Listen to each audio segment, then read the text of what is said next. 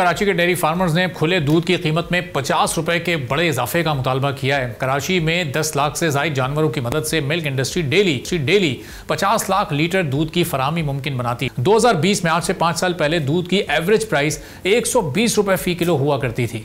2021 में यह कीमत बढ़ी और 130 रुपए से बढ़ते हुए उसी साल नवंबर में 140 रुपए तक पहुंच गई। 2022 में 1 लीटर दूध की कीमत बहुत तेजी के साथ बढ़ी और 180 रुपए की कीमत को भी ये फी लीटर क्रॉस कर चुकी थी। फिर 2023 आया और सरकारी तौर पर दूध की कीमत को 180 रुपए फी लीटर मुकर्रर किया गया, लेकिन इसके बावजूद रिटेलर्स 220 से 230 रुपए फी लीटर में दूध बेचते नजर आए।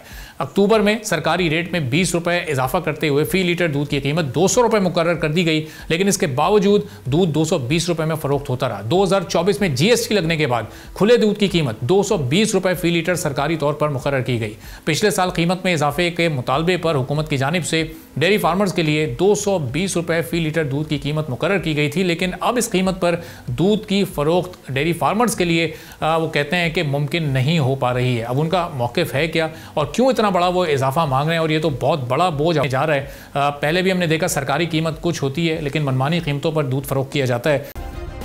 सब्सक्राइब करें और बेल दबाएं ताकि कोई खबर रह न जाए।